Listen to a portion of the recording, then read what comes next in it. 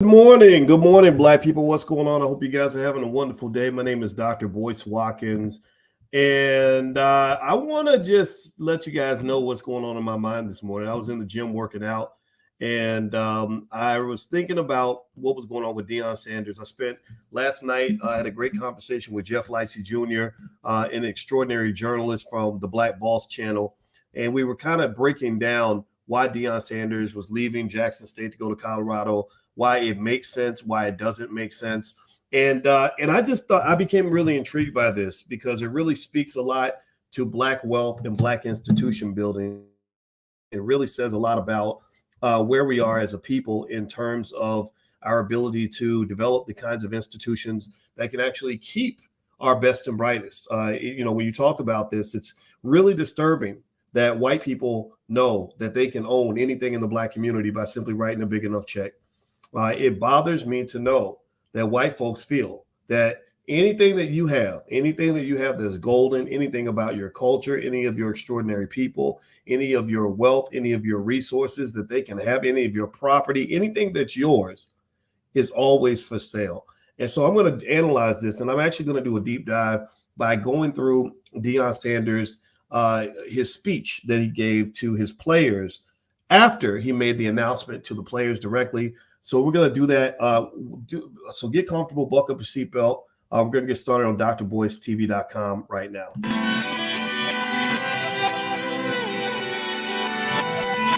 Here we are, clearing the isms, cataclysm, great. Our people out here struggling, trying to make it in this state. Everybody out here doing it, but we the ones who late. Now family, we the ones who gotta delegate. Get that money in the power, never be fake. Stick to cosign for 3. What did he say? Create jobs, support our own. Educate the same and buy back your home. Got 3 degrees, triple 10. 3 PhDs, now we on the CNN. DBTV, let's talk about negligence. Ignorance is bliss, but we can turn it to intelligence. Believe none of what you hear, half of what you see. Let's break it down here on Dr. Boyce TV. Here we are. Hey, what's going on, guys? Welcome to drboycetv.com, the home for intelligent Black people. My name is Dr. Boyce Watkins, and I am here to serve you, and but I'm always going to serve you. I will never take a job at the University of Colorado. I don't care if they offer me $1 zillion. This is not for sale. We ain't trying to get up out of here because I think that hanging around you guys is the best privilege in the world, and that's never going to change. And I want to say hi to everybody before we begin. Do me a favor, hit the thumbs up button, thumbs up, smash that thumbs up like button. Also, make sure you subscribe right now to the channel and hit the notification bell so that you can be notified when we go live. That way, if they try to shadow ban the channel, we'll still be able to stay connected. And another way to stay connected is you could text the word Boyce to 31996, text Boyce to 31996. And also, this podcast is on Spotify and Apple and anywhere you get your podcasts. So let me ask y'all this. First off, let's just do a quick little straw poll, and I'm gonna guess to see what the reaction is going to be. First of all, let me ask y'all this. First off, how many of you have been following Deion Sanders choosing to leave Jackson State to go to Colorado? Give me a yes or no if you've been paying attention, if you've noticed any of this, if you've seen any of the press conferences, any of the conversations that have been happening, any of that. It looks like his son Shiloh is.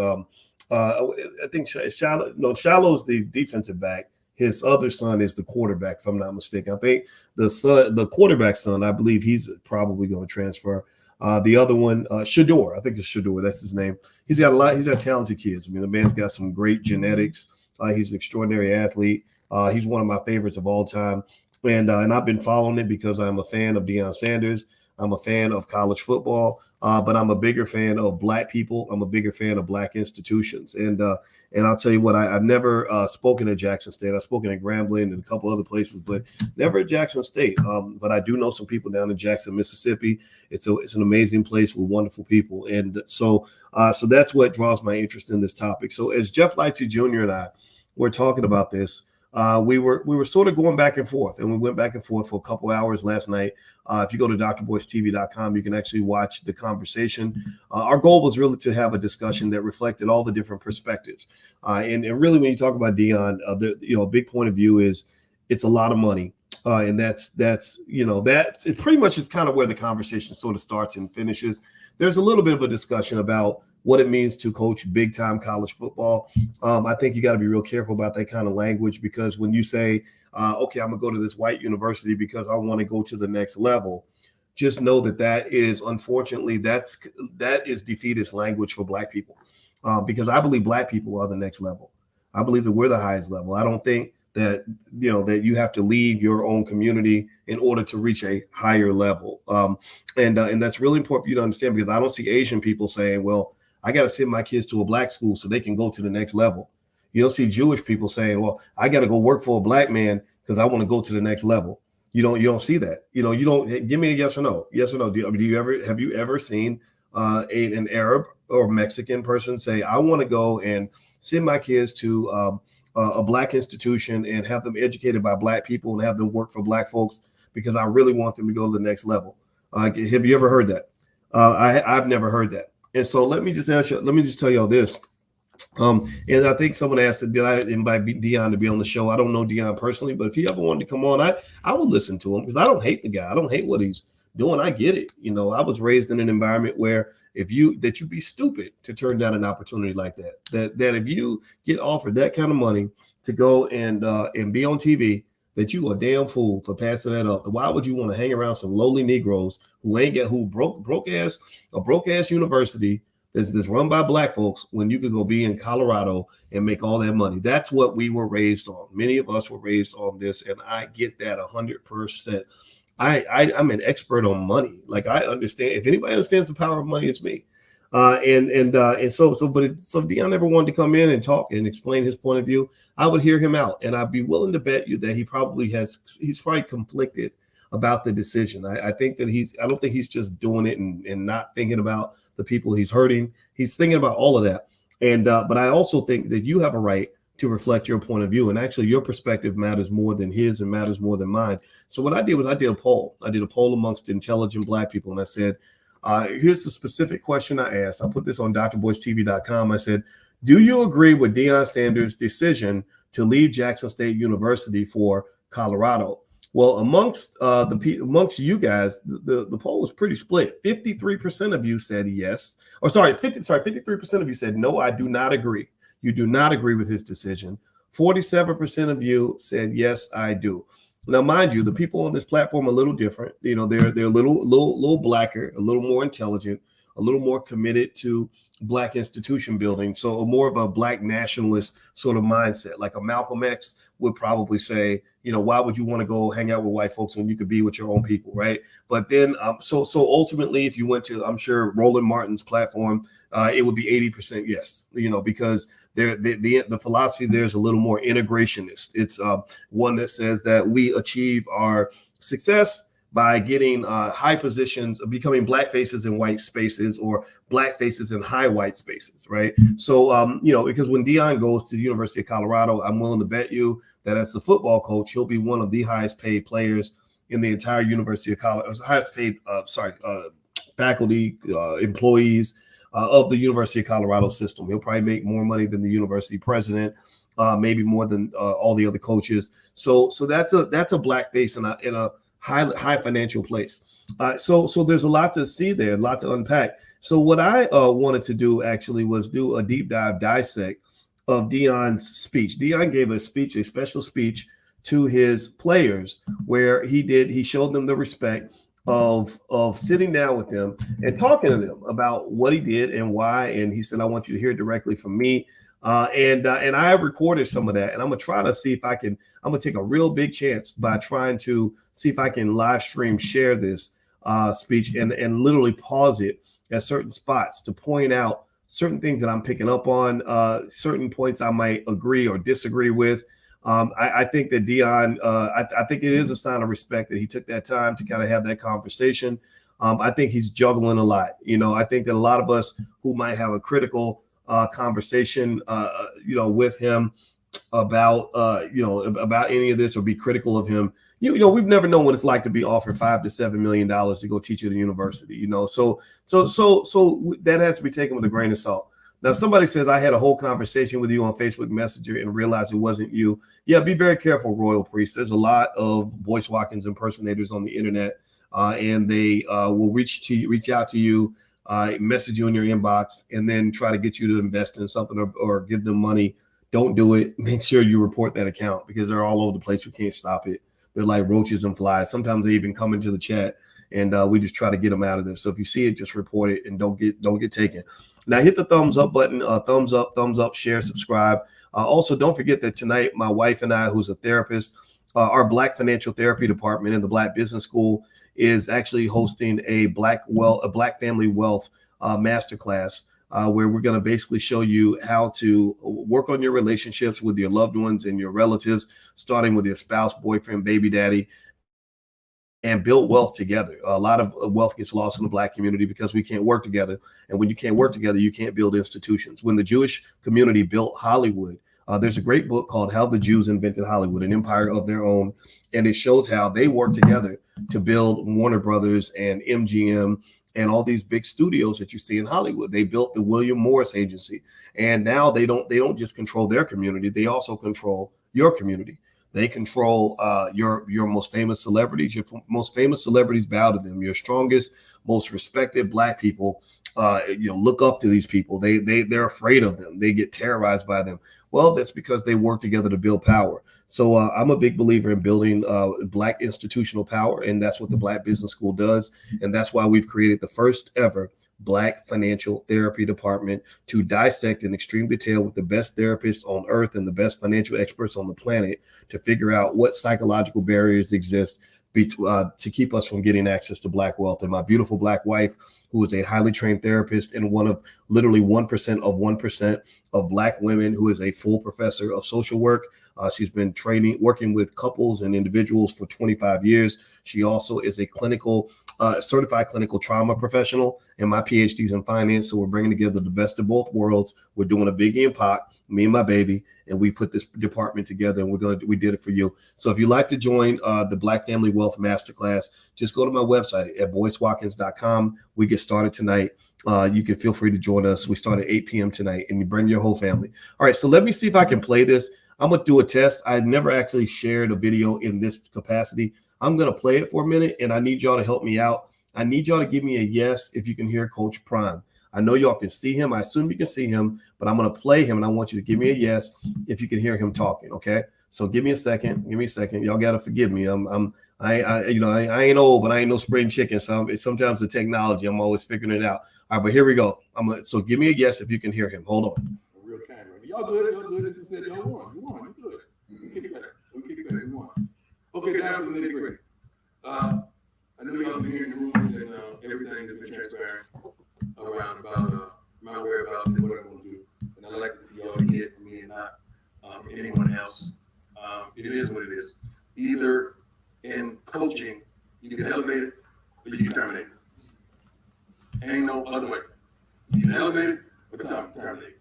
And ain't no graveyard for coaches where they die at the place. It don't work like that. They either gonna run you off or you gonna walk off on your own regardless. I've chosen to accept the job elsewhere next year. I'm gonna finish. Okay, so thank you all for letting me know you can hear. Now, JD Floyd, you're the only one who said no, but everybody else said yes, you can hear. I tried to turn it up as loud as I can. That's as loud as it'll go. But I can hear it. And what I'm gonna do is actually pause it at certain times to kind of dive into what Prime says and kind of give you a point of view on it. First off, he says that in college coaching, you either get terminated or elevated. You either get terminated or elevated. He said you either get run off or you walk off. So that was one thing Coach Prime said that was really interesting. Is he said you either walk off or you get run off. Now I want to ask y'all a question. Give me a yes or no. Give me a yes or no. How many of you believe that Jackson State University would ever run off Deion Sanders? How many of you give me a yes or no? How many of you believe that Jackson State University would just, let Deion coach for 5-10 years and then run him off? Like, just, get up out of here, man. We don't like you no more. We done with you. You're garbage, man. We hate you, bro. Do you think that's what was gonna happen with him? No, I don't think so. I would find it hard to believe they would ever run him off.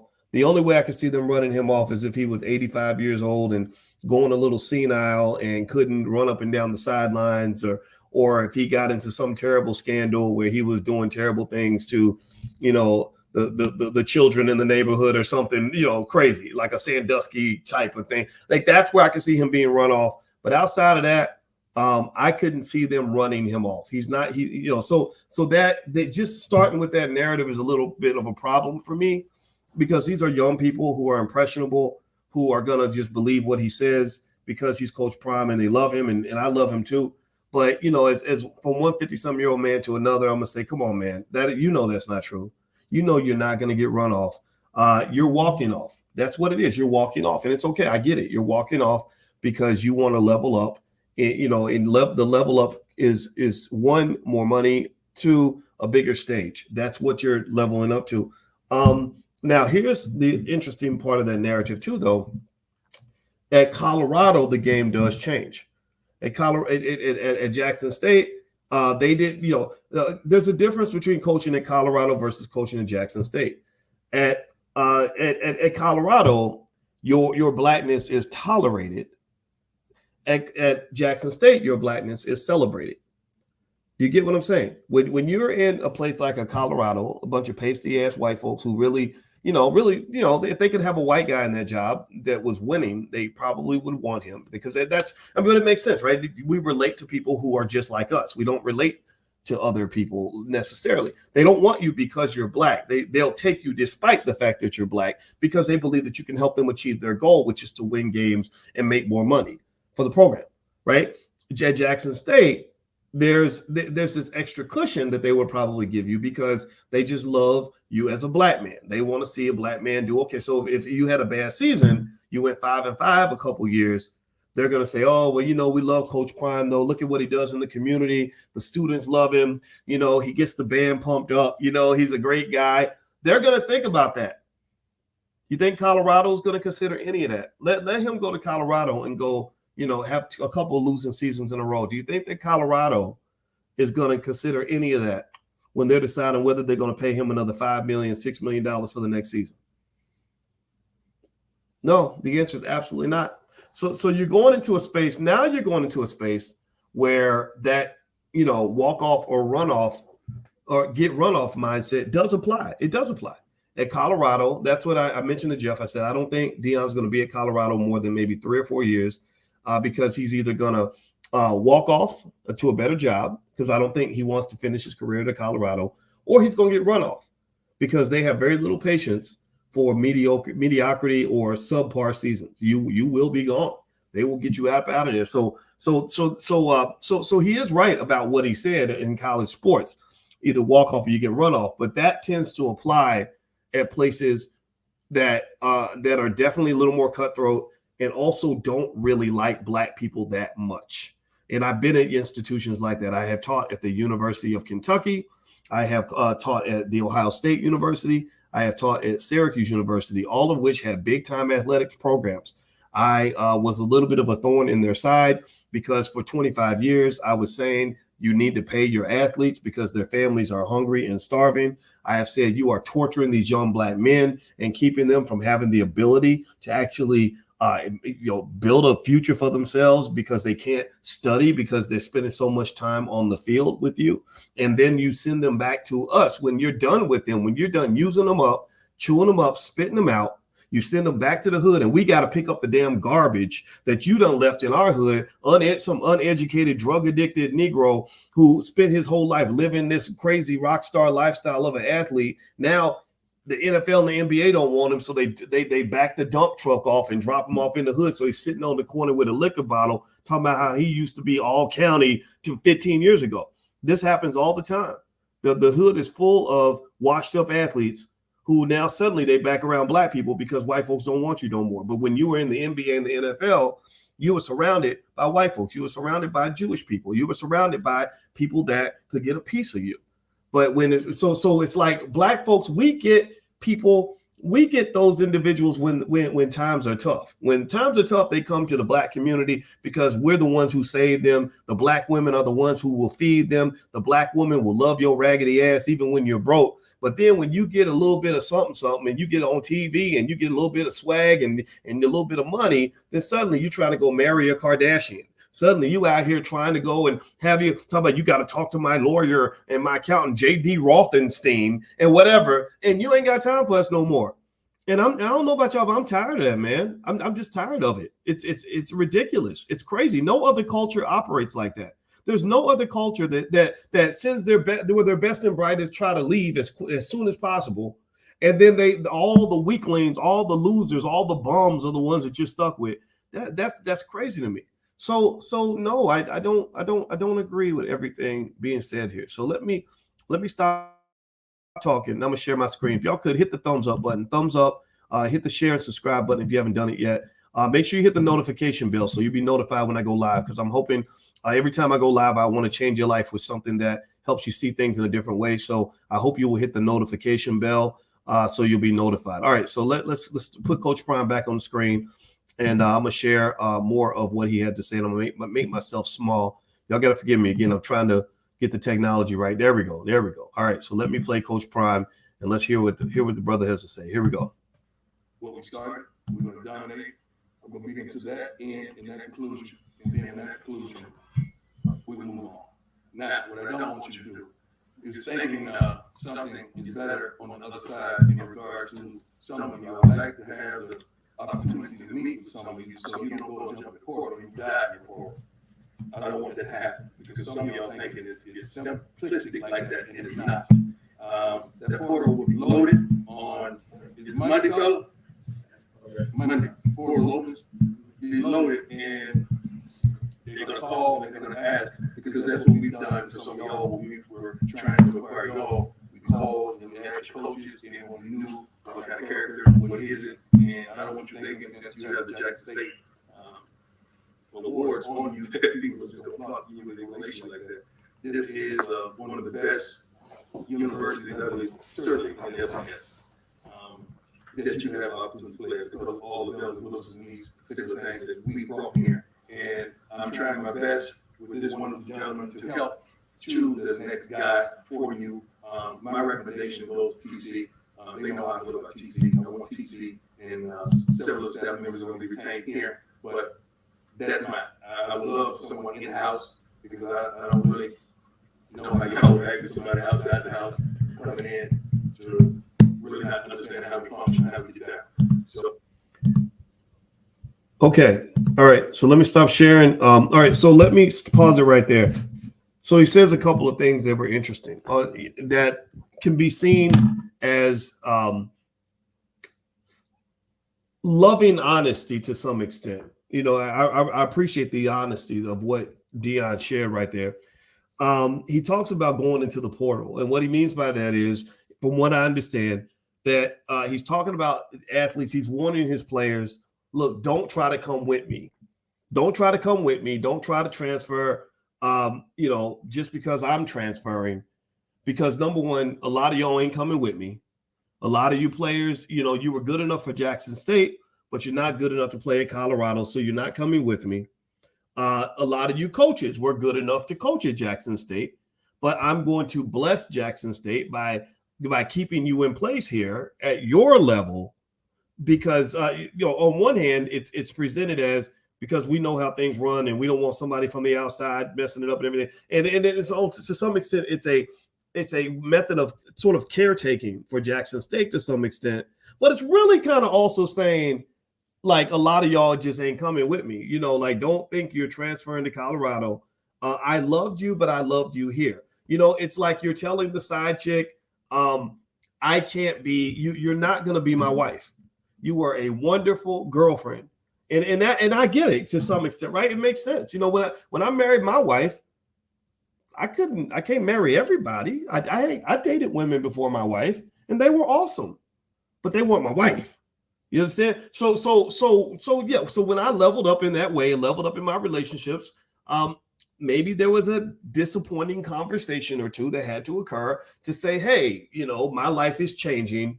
and this is not this is for her. This isn't for you, right? This is this is a different situation now, right? So I get a sense, and I think about this because I remember when Wendy Williams was going to leave to go to television, and I knew Wendy. I was on the Wendy Williams Experience on her show several times when she was on radio, and I loved going on there. It was an honor. It was the biggest radio show in New York City. And Wendy and I had a long conversation right before she went to TV because we were sitting in the studio, and in between the commercial breaks, you get a lot of time to talk. And I remember, and I had very similar conversations with Al Sharpton back then. This was back 12 years ago, back when I talked to those. I never talked to Wendy or Al for years, but back then I used to talk to them all the time. And in both cases, when they went from radio to television, they had a whole team. They had a whole radio team with them. And in both cases, they pretty much, from what I understood, left 95% of the team behind and took on a new team when they got to their new location. And that was, and I didn't like it. It felt like kind of a cruel reality. It kind of felt like, man, if you're leveling up, can't you take like half your staff with you? Can't you negotiate and say, hey, I'm taking all my people with me? But apparently that just isn't how things work. And the thing that the reason I challenge this line of thinking is because I don't think that's the way it has to be. I know Malcolm X used to say to white folks, he said, I don't care how you treat me. If you can't treat all my people the way you treat me, then you can't be my friend.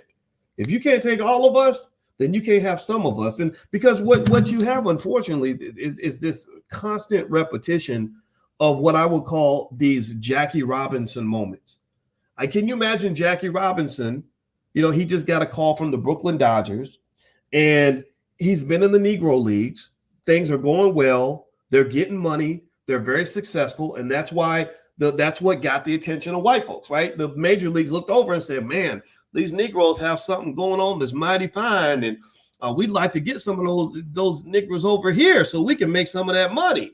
Right, because we got the best athletes in the world, and they know that Negroes are usually for sale. So they're thinking, okay, well, let's write a big check and let's pluck. We're going to pluck the best athletes out of the Negro leagues, but we don't want everybody. We don't want all the athletes. We don't want all the people. We certainly don't want the people, right? Because remember that when you had Jackie Robinson in the Negro leagues and Satchel Paige and everybody else, you build an entire economic infrastructure around that. There is an economic cloud of culture all around that. There's a cloud of possibility around that, where you have the individuals that are the superstars of the whole movement, but then there are lots of tangential beneficiaries of the movement. There are lots of people who benefit. There are businesses that grow because they're attached to what's going on at the baseball stadium every Saturday. There are agents and managers and lawyers and everything. There's every single business, especially the business of sports, has a broad, massive, multi-billion, sometimes trillion-dollar infrastructure that surrounds it. So the problem that you run into, and this is why your black wealth keeps on dropping, is because what people will do is they will see what you got going on, and they'll say, okay, how do we chew the meat and spit out the fat? How do we go and grab what we want and not mess around with what we don't want? So they go and they'll say, okay, the reason for all of this, the nucleus of all this energy in Jackson State and all this money coming in and everything else is Coach Prime. So let's go pluck out Coach Prime. The whole system falls apart. The whole system is deflated now. Black wealth in Jackson went down tremendously because Coach Prime is now gone. And now, they're putting Coach Prime in the middle of another economic system. And this is a system that is run by the University of Colorado and its network, its friends, the friends of the University of Colorado. After the game, they're not going to be going to Tyrone's Rib Shack to eat ribs after the game. They're going to be going to Barney's Pub or something, and they're going to be having Irish beer at Barney's Pub after the Colorado games, right? And because Coach Prime is still going to come with that electricity that he brings, but the electricity is going to be plugged into an entirely different system. So a lot of times black wealth tends to drop in black communities when your best and brightest are plucked away, because they literally will take the electricity out of your engine or out of your system. When you take the power source out of the system, then the system has no power. So really, this conversation that Prime is having right now, it's happened a billion times in the Black community. It's not new. There's nothing unique about any of this. And also, Deion is going to be amazing. He's going to always be amazing, but he's going to always be an amazing legacy builder. And he's going to go build a legacy for the University of Colorado. When the University of Colorado 50 years from now is looking back at its greatest, most spectacular moments, they're going to look back and say, this is the University of Colorado Deion Sanders era. And this is when we were great way back in 2022. Jackson State can't say that anymore. They can talk about when they had Deion, but they can't talk about him as if he was somebody that was there on a permanent basis. All right, so do me a favor, hit the thumbs up button. Thumbs up, share, subscribe. Let's see, Dr. Watkins, do you live in the hood, bro? No, but I own property in the hood, and I live with my wife, and so that's where I live. I live with my wife. So let's see here. More questions. They only wanted him when he got that recruit. They don't want the recruit to go into an HBCU. Yeah, you're talking about Travis Hunter. Yeah, Travis Hunter was recruited by all the big white schools, and he chose Jackson State because of Deion Sanders. I'm expecting that Travis Hunter will go with Deion to Colorado. I mean, I don't know their relationship, but I would not be surprised if he did. I would expect a couple of players to go there, and also his son. His son is an NFL caliber quarterback, apparently, from what people are saying. I don't know. I'd like to see what he does, when he's playing against Power 5 schools. But there are some players that will go with him. But a lot of those guys are going to stay at Jackson State, or if they transfer, they're going to have to transfer to a lesser school. And it does make me sad, but it is what it is. So do me a favor, hit the thumbs up button, thumbs up, share, subscribe if you haven't done that yet. And also there's the URL for our financial flashcards for kids. If you want to teach wealth to your kids, just go to financialflashcards.com. It's a great Christmas gift, by the way, and I think you'll love it. All right, so let me open up. A lot of people have bought those cards. Actually, I met T.I.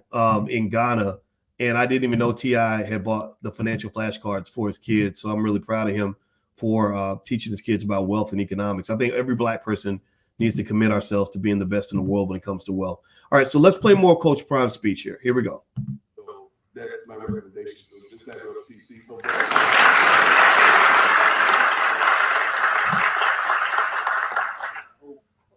That's how it goes down. But that's not his sole decision. So don't put it on him. He has a hierarchy that he must go through for that to happen, right?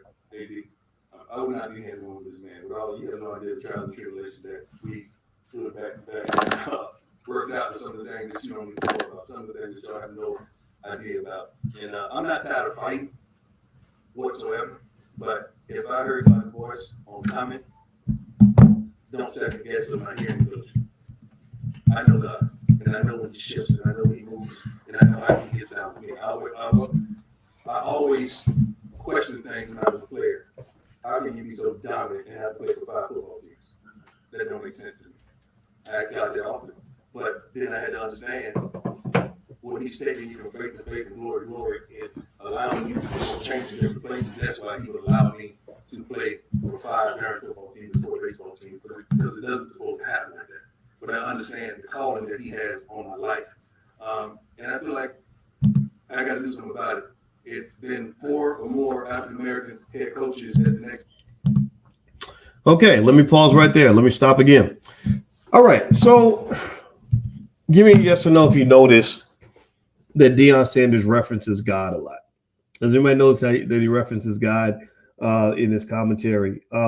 And I think that's a good thing. I think God gives us a lot of power and everything else. And I'm a man of God. I just don't go to church. I believe in God. I believe in the universe. I believe in a higher power, right? But one of the things I have to really ask is this. Do you think it's a coincidence that when God speaks, God just happens to recommend the job that pays the most money? Like, is God really driven by the bag? Like you say, he says it's not about the bag. It's not about the money. But I'm really just trying to figure this out. Like, so would God have recommended the University of Colorado if they weren't offering $5 to $7 million a year? I think the answer is no. And I think that, unfortunately, I would probably leave God out of it. You know, you mentioned that God told you to come to Jackson State. Now God is saying, you know, to hell with these Negroes. You know, you need to go out there and hang out with white folks for a while. I just don't agree with that. And I really feel that God language, God talk is how Negroes get duped on a regular basis. Black folks, people trip y'all up all the time by invoking God. Y'all know even during slavery, they used to tell you that God wanted you to be a slave. God wanted you to be a good slave. Y'all do know that, right? Y'all do know that how religion has been used for a very long time to control the minds of Black people. Now, I'm not sitting here trying to say Deion's trying to do all this, but you bring in God into it, man. You don't know what God really, I mean, you could tell me what God told you to do. I don't think God told Deion to do any of that. I think Deion told Deion to do those things, you know, and I think that part is, again, it's speaking the language of the people that you're talking to persuade them of something. I bet you that in many of the press conferences he does at the University of Colorado, you won't see as much talk about God as you see at Jackson State, because Deion's smart. He knows that he's in the Bible Belt, and it doesn't mean he's trying to deliberately be disingenuous, but I really wish we would just kind of leave God out of it. I think it's a decision. It's a personal decision. It means, you know, the decision was that you wanted to go to Jackson State because no other school would give you an opportunity. Jackson State took you in. Everybody acts like Deion, that Deion just did these things for Jackson State, which he did. He did a lot for Jackson State, but Jackson State did a lot for him. According to Jeff Leitchie Jr., who's an expert on HBCU sports, he said Jackson State was the only school that would even give him a chance. So Jackson State, you know, hooked him up, and Jackson State gave you your swag. Black people have a cultural capital that people don't recognize. We validate culture in a way nobody else can. Why do you think Kanye West can sell those funny looking overpriced shoes all around the world for all that money? Well, because he's been validated and he's got a stamp of approval from us. When I sat with the former CEO of the Air Jordan brand, Larry Miller, Larry spoke at the All Black National Convention. He's a good brother. And he did mention to me that they pay a lot of attention to what urban Black youth are wearing, because that helps them decide how they want to design their shoes. So Black people, you know, we have a culture that's beautiful. So when you're in that space at a Jackson State, I think that you can light up that space a little bit different, because it's not just because you're there. Remember, Deion is the spark, but the engine of that spark comes from the people around him. It comes from just the vibe of that school. On ESPN, they were talking about how college game day at Jackson State was better than the college game days that they have at these pasty white universities. So I think ultimately, I kind of cringe when I heard the part about God, because God also could have told you to be with your people. Why does God always lead you to the white man? Seriously, is the white, is he, you know, because if really think about this is not necessarily being led by God. This is being led by money, which I get it. Money's important. I understand money. I value money, right? But the white man controls the money. So if you tell me, and think about this. So if you are always led by the money, then you're always going to be led by white folks, because white folks control all the money, which means that there's nothing in your community that they cannot buy. And then if you say God led me to the money and the white man controls the money, then you're effectively saying that the white man is your guide. Do you understand what I'm saying? Do you follow what I'm saying? Some of what I said might have went over some people's heads. Some of it may, you know, but I need you to understand it's a concept called correlation. Correlation is a statistical concept that means one thing's connected to the other. So if I say God led me to go to the job that pays the most money, and the money is controlled by white folks, and white folks control, so I'm really saying that I'm going wherever he wants me to go, because they can write the biggest check. They got the biggest bag. If you ain't got a bag, you can't get my swag. If you ain't got a bag, you can't get my swag. If you don't have money in the bank account, then you can't get my attention, which means Black folks cannot compete when it comes to keeping the best Black talent in that particular criteria. You're fighting a battle that you cannot win. You cannot defeat white America in the dollar bill competition because they have 100 times more money than you. They spent 400 years stealing all your wealth and won't pay you a nickel of reparations until you grow the testicles to stand up and to these damn politicians and stop voting for people that aren't going to do right by you. Seriously, you ain't got no balls. You don't have no guts. You're scared. You're punks. That's why they play you like that. They laugh at you. They come in, they start talking about, well, God told me to make sure that Donald Trump doesn't get reelected and souls to the polls. And after we go to church, we're going to go vote. Vote for what, man? Seriously. So my point is, let's get back to it. I just really want you to understand this. Like when you're playing that game of money and cash flow and capital, you're not gonna be able to win that game. So you have to play a game that works in your favor. So the only way Black people can withstand the massive economic power possessed by the white community is if you form a currency that money cannot buy. The only way you can stand up to their unbelievable ability to write extraordinary checks to pretty much take everything from you, including your damn mama, is that you must have some sort of currency that is controlled and belongs to you. That's why cryptocurrency is so powerful and such a threat to the system, is because it creates an alternate means of exchange that the Federal Reserve does not control. I'm not going to go into crypto, but that's what makes crypto powerful, and that's what makes it a little bit dangerous. So you got to have your own cultural cryptocurrency. The cultural cryptocurrency is, okay, Colorado, I know you can write a big check. You could probably write a check for $1 zillion a year, and a zillion's a big number. I don't even know how much a zillion is, but there are things in our community that no check can actually own. You can't take these things from us. See, Jewish people do that to you. I mentioned this last night. I said, I want you to go to a Jewish community, a Jewish controlled community, and I want you to go in. I want you to write $1 zillion check and try to buy that community. I want you to offer them 10 times the economic value of that property and see if they sell it to you. You think they're going to sell it to you? No, they're not going to sell it to you. They're going to say, no, you can't write a check big enough to get this thing from us. Or I want you to go to, a Chinese neighborhood. And I want you to open up a Chinese restaurant. I want you to sell the best food. And I want you to look at other competition. I want you to cut the price in half. And I want you to have the best food at the best prices. And I want you to see how long it takes you before you go bankrupt. You're going to go bankrupt because there are things that you cannot buy. Money cannot buy certain things. That you can't buy their loyalty. They're not going to like you, no matter how. You can make the food free. They would turn down free food because they're just like, no, we support our own. We love ourselves. We have something that you can't have. And so the question that I keep asking you guys on a regular basis, and it's very interesting that we cannot answer that question. I say, what do you have in your community that is simply not for sale? Do you have anything in your community that's not for sale? See, in the United States, there are certain things that for national security reasons, they will never sell to China. They will not let China own all the TV stations and all the radio stations because they know that they would then try to control the culture. You sell BET in a second. You happy as hell that they own BET. Next thing you know, they controlling your culture. They got more influence in the minds of your children than you do. Why? Well, because everything's for sale. It's, as long as somebody writes a big enough check, it's okay. You can't think that way. You can't win the game of powernomics if all you know how to do is speak the language of money. If all you know about is money, and money is the motivator for everything you do, and God always guides you to the biggest bag, then you might as well just go find the nearest white man, get on your knees, kiss his feet, and call him your Lord and Savior, Jesus Christ, because that's what the fuck he is. Do me a favor, hit the thumbs up button. Thumbs up, share, subscribe if you haven't done it yet.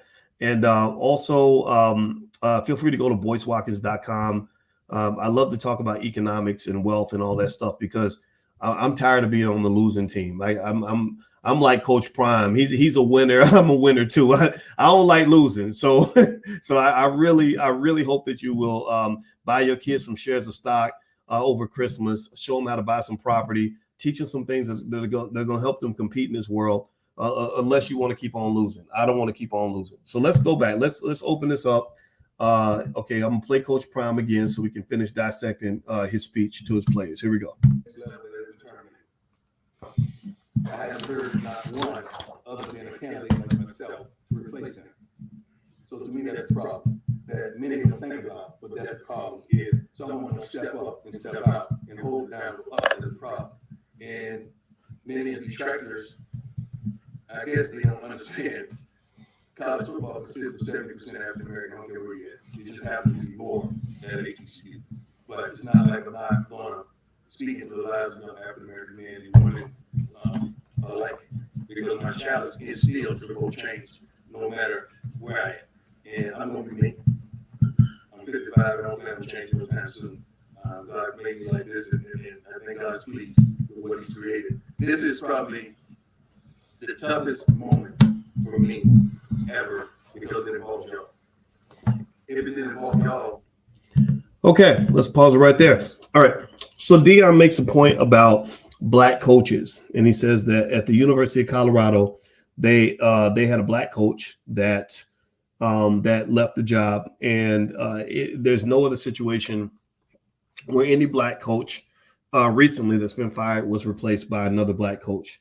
So Deion basically seems to be making the argument that by him replacing a Black coach as a Black man, he is stepping up, stepping out, and filling that void. He's making sure we're represented in these white spaces, and that 70% of all college football athletes are Black men. And I hear that, right?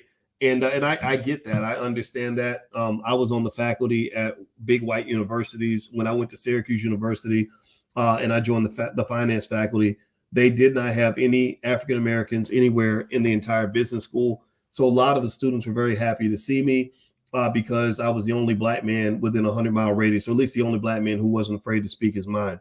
And so that was rewarding, for all of us in that space. And that was how I thought up until about 2006. My viewpoint changed in 2006 because that was the year I met two men that I will admire for the rest of my life. One is named Dr. George C. Frazier.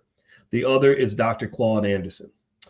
What Dr. Frazier helped me understand when I went to that first Power Networking conference in 2006 is that Black people always feel that we have to be in institutions that are not controlled and run by Black people, that we feel that we always have to be in spaces where we're surrounded by others in order to represent. We got to represent. We got to go search out that job and become that one Black face in a room full of white people. And then we wonder why we don't have any power. When I was at Syracuse University and I was that one Black face in a room full of white people in the finance department, I was constantly outnumbered. I had nobody that understood who I was. I had none of the initiatives that I wanted to pursue were ever getting pursued, because basically it wasn't that they wanted me there because I was Black. They allowed me to be there despite the fact that I was Black, right? They tolerated my Blackness as long as they could.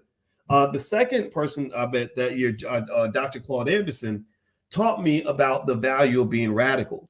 And he also let me know when I read his book, Powernomics, and also his book, Black Labor, White Wealth, that Black people are actually weakening ourselves when we consistently send ourselves and our children away from Black institutions in the Black community in order to achieve what we perceive to be some sort of economic success. That when you are sending yourself out into this space where you're surrounded by people who don't look like you, who don't identify with their cultural values, you're putting yourself in a very weak and vulnerable and dangerous position. If you don't believe me, go get a pack of Black people who all work for white people and take them out to dinner and then start a conversation that goes something like, let me tell you about what these white people are doing to me on my job. If you start a conversation like that, like, man, these white people on my job drive me crazy. They mean. Like, you start a conversation like that, you'll be talking all night. You'll be sitting there, you're going to shut down the restaurant with all the complaints of microaggressions and mistreatment and racism and discrimination that they're experiencing on a daily basis. But yet we consistently, like a woman in a bad marriage who loves that man, even though he hates her guts, is constantly coming back because you don't believe you have nowhere else to go, because you always feel you got to represent and be in these spaces where they don't really like you very much anyway. Those are not your spaces. Those are not your spaces. I don't know why on earth any black man would feel like I have to go and take a job at the University of Colorado because another black man just got the shit beat out of him and got fired. Like I got to go take his place. I got to go take the whoopings for him. But what are you talking about, man? Like what is I mean, seriously, pay attention now. Remember, the University of Colorado has a $2.1 billion endowment, which is about twice as big as the endowments of the top 10 HBCUs combined. They have a bigger endowment than all the top HBCUs put together. And ain't none of that being controlled and run by hardly no black people. That ain't your university. That ain't your institution. There's nothing about that school that says this is pro-black. This is here for the benefit of the black community. Nothing. So I need you to ask yourself this question. Do you see? Now, I bet you, let's flip it. Let's flip it so we can see it. I want y'all to really see this. Okay, so let's use an example that helps you see it better. All right. I bet you that if I go to maybe North Carolina A&T or Howard or something, I'm going to find a white coach somewhere. There's maybe a white golf coach or baseball or something, right? Or tennis, right? You think I find that? I'll probably find a white coach or a white teacher or something like that, right? Right? So let's say that white coach just has a hard time and he sucks at his job and the team is terrible and he gets fired. Do you think that white men are going to be like telling each other like, well, a white man just got fired from Howard University, so one of us has to go in there and represent. I mean, the Howard University golf team has a lot of white men on it, and we need to go in and represent our men at these institutions. Like, do you think white people even talk like that? Do they? I mean, do they? What do you think? Do they even have the same conversations that you have? You know, do they talk from a position of weakness or a position of strength? Do they go to spaces where people are like them, or do they go to spaces where people are not like them? You know, so that part of the conversation, I don't even get that. I don't even know why do we feel like we got to go and get a job? I mean, Deion Sanders is built to be a king. I mean, he's got the swag. He's got swag on 10. I love the most about Deion? That's the only guy I've ever seen who could tell you he's about to run a kickoff, a punt return back for a touchdown and then actually do it. He played for the Cowboys, and I remember he got the fans all hyped up and was telling everybody, like kind of just doing like his signal that he's ready, he's going to get the ball and do this and do that. That man caught that ball and ran that ball back for a touchdown, and I was a damn Cowboys fan. Okay, racist, even with racist Jerry Jones's ass. I just grew up a Cowboys fan. I love Deion, right? Deion's built to be a king, but yet you got this man talking about how he can't wait to be an employee so he can replace the last black employee that got fired, because that institution ain't your institution. Jackson State is your family business, because this is your family. When we talk to each other, we say, hey, family. Like if I'm at Jackson State, I feel like, okay, this is our institution. I'm pouring into the family business. I'm building legacy for the family business. You go to Colorado, you're not building legacy for the family business. You're building legacy for the University of Colorado. You are a hired gun, right? You're not a member of the family in that particular way. They may adopt you, you know, Gary Coleman style. You know, you had all those shows in the 80s where a white family would adopt a little black kid like Webster and shit. But Deion Sanders ain't supposed to be Webster, man. You ain't supposed to be Gary Coleman. You're supposed to be the head. You're supposed to be the head of a household. You know, an empire is supposed to emerge like in the shape of your body, in the shape of your towering influence and reach. That's what's supposed to rise out of the ashes. This is what the great men and women in history have done. Elon Musk didn't spend very much time ever trying to be somebody's employee, except for when he was a young kid that didn't know what the hell was going on. Elon Musk at the age of 51 is not out here trying to get invited to nobody's institutions. Elon Musk is trying to build institutions. Elon Musk is trying to take his people to Mars. He's trying to go make another billion. He's trying to conquer Twitter. He took over Twitter and changed democracy in America overnight. That's the big shit that he's doing. He's not sitting here saying, well, you know, there was one guy that just got fired in Microsoft, and I bet if I go in, I could just make a point and show Microsoft how talented I am, how good I am. That's the big time. That's the big league. So I'm just saying to you, maybe Deion's not the guy. Maybe he's not that dude in that way. You know, maybe he's not. Maybe he's just, that's his job, to be an employee who dances a lot. I don't know. It is what it is. But I'm looking for, where's the black Elon Musk? Where's the, you know who's a black, you know who has a little bit of that Elon Musk energy that's black? Deion Sanders recruit Travis Hunter. Travis Hunter. Let me tell you why Travis Hunter is a guy I can relate to a little bit more than I can relate to whatever Deion thinks is doing right now. Travis Hunter was the #1 player in the country when he came out of high school. Anybody know, how many of y'all know Travis Hunter? Give me a yes or no if you know his name. Everybody should know his name because he's a great player and he seems like a hardworking young man. I have a lot of respect for him. Travis Hunter was the #1 player in the country, from what I understand. Could have went anywhere, had offers from every school, everywhere across the country. Alabama, Ohio State, all these schools would have loved to have signed Travis Hunter. You know what Travis said?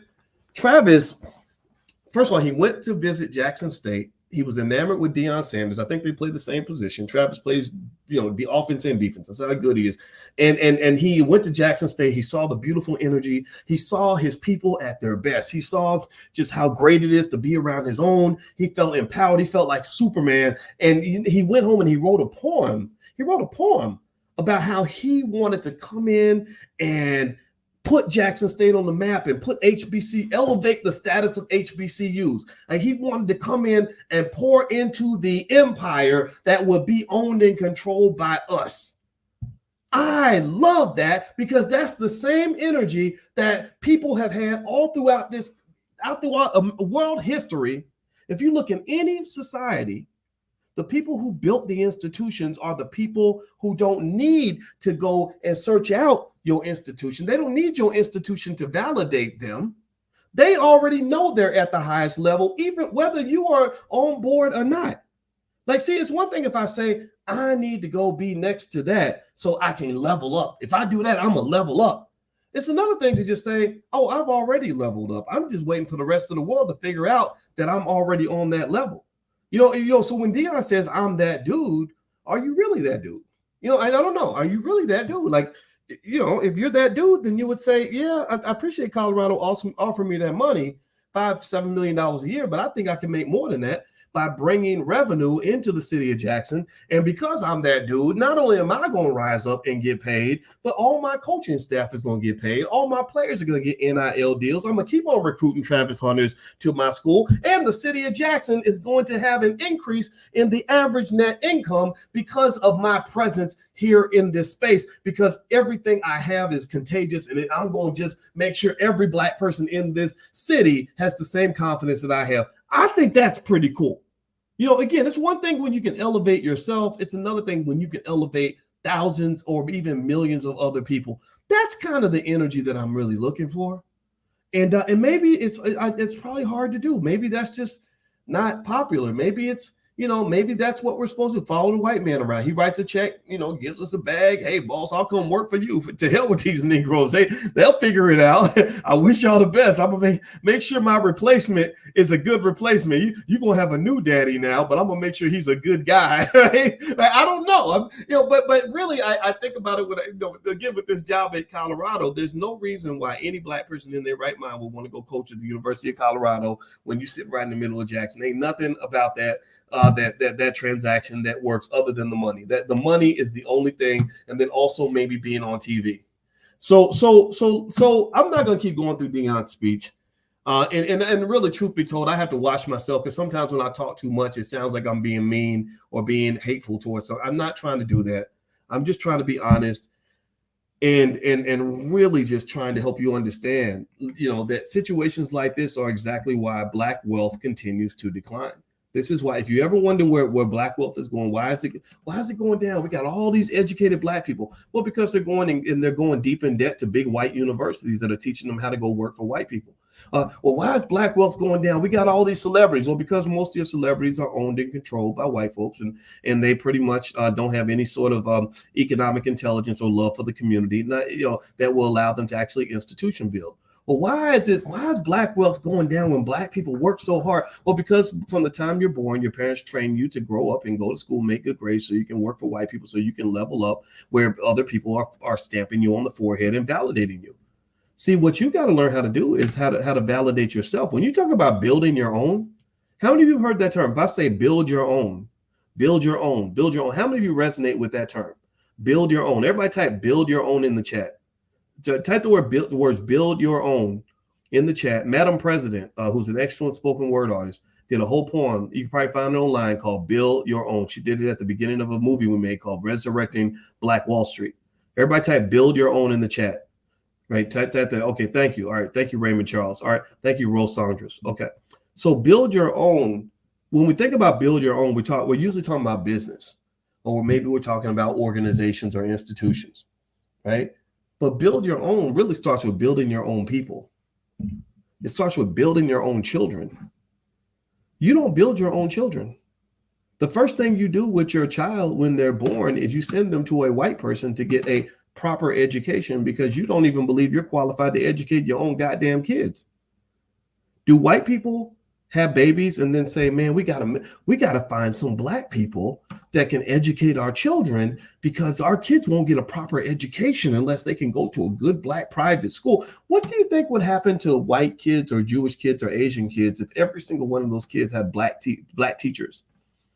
Do you think that Jewish kid, if he stopped going to Hebrew school and started going to black man, black woman school, do you think he's going to be more or less connected to his own culture? What's going to happen to those kids? They're going to come out talking black, acting black, trying to wear dreadlocks, looking like Sean King, Rachel Dolezal. They're going to come out black. Those kids going to come out black. Education shapes your culture.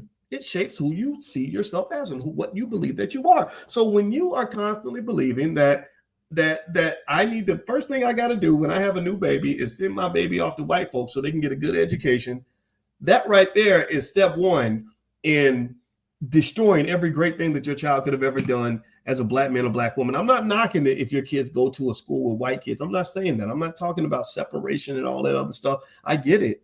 But when it comes to what's in their head, the dominant influence in the mind of your child must be you. So when we talk about those words, build your own, I'm not just talking about financial capital. I'm talking about human capital. I'm talking about cultural capital. I'm talking about intellectual capital. I'm talking about spiritual capital. You got to build your own, and you build it, you design it, you control it, you make it work for you. That you got to start that from the root, because a lot of times we get to this point where everything's misguided and you've been misled, you've been manipulated and controlled your whole entire life. Next thing you know, you're shocked and stunned and angry, and you're feeling butthurt because you did a bunch of business deals and it turned out that the Jewish man walked out the back with the whole bag of money, and you still sitting there with a bunch of student loans. Like you don't understand. See, this is a game that some of us will just can't even fathom. You don't even understand. You know, when Kanye and I were on the phone and he was complaining about what Jewish people do and this, that, and the other, and I'm just like, I don't care that much about Jewish people, but I'm gonna tell you, I actually think that it's admirable that they teach their children how to control their economics from the time that they're born, and they understand the value of ownership. So I'm not even mad at them about that. I'm not mad. I'm not mad when you protect yours. I'm mad at me for not protecting mine. So let's add. So the final question I'm just going to ask you at the end of the day is this. The reason the University of Colorado has a $2.1 billion endowment is because somebody invested in that school. Somebody who could have went somewhere else sacrificed to stay with the University of Colorado. Somebody took some money they could have spent on Gucci belts and European cars and jewelry, and instead they put that money into that school and invested it to build that institution. So I ask you this, Black people, who is investing in your institutions? Who? Your celebrities aren't. Your celebrities are off chasing the bag because God told them that the bag was over there, so they need to go over there. Because God, they tell you, well, God told me I got to go work for Procter & Gamble. I got to go work for this person and that person. So who's investing in your institutions? If you can't answer that question directly, then you understand why Black people don't have any institutions that we can rely on, because building institutions requires sacrifice. You cannot just go chasing the insta bag. You got to be chasing the long-term bag, the long-term power. That must be ingrained in our children from birth. That's how we're going to win this game. It's going to take a long time for us to get that through our thick head. So that's it. I'm done, guys. I enjoyed talking to you all this Sunday, and I appreciate you hanging out. I hope you will do me a favor if you could. Please hit that thumbs up button because it strengthens the channel. We're building Black-owned media. We have millions of subscribers now. We've crossed probably over 500 million views now. So that gives me hope to know that there are great, intelligent Black people out there like you that understand where I'm coming from. I know sometimes I'm wrong. Sometimes I'm a little crazy. Sometimes I might sound mean. I hope you can forgive me for that. But just know that even every day when I'm here with you, I'm just doing my best because I don't know about you, but I'm just sick of what I'm seeing and I want to see us do better. I believe that we can. And so that's what this platform is all about. So if you could subscribe and hit the notification bell so you'll be notified when we go live. A big problem is that sometimes they'll shadow ban your channel if you get a little too Black, but the notification bell helps us overcome some of that. Also, if you go to boycewatkins.com, I have plenty of stuff on here on wealth. You know my doctorate's in. It's in finance. My goal is to teach you everything that I know. So feel free to go to boycewatkins.com. My wife and I start our masterclass on Black family wealth tonight at 8 p.m. Sunday, December 4th. Everything's recorded. All the materials are yours for life. My wife has put together some of the most powerful slides you can ever imagine using the latest, most cutting edge theory to understand the mindset necessary for you to build healthy, wealthy scenarios and wealthy relationships. And then I'm going to come in with what I know and supplement what my wife has because I honor her in that way because we all need to honor the Black women who support us. So if you want to join us tonight, you can get a massive discount. It's a lifetime access. Just go to boycewatkins.com. The link is right there. And also we're doing a masterclass on Black Wall Street a couple of days from now with Cody Ransom in the Black Business School. So you're welcome to join that as well. It's where Cody's going to break down all the details of Black Wall Street that you never learned in school. So I hope you'll consider joining us. I'd love to see you guys there, and I hope you have a wonderful day. God bless you. Thank you so much for listening, and I wish Deion Sanders the very best in his next job. I'll be watching to see how things work out in Colorado. Take care. Talk to you soon. Peace.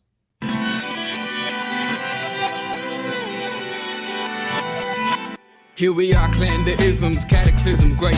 Our people out here struggling, trying to make it in this state. Everybody out here doing it, but we the ones who late. Now family, we the ones who gotta delegate. Get that money in the power, never be fake. Stick to co-sign for 3. What did he say? Create jobs, support our own. Educate the same and buy back your home. Got 3 degrees, triple 10. 3 PhDs, now we on the CNN. DBTV, let's talk about negligence. Ignorance is bliss, but we can turn it to intelligence. Believe none of what you hear, half of what you see. Let's break it down here on Dr. Boyce TV.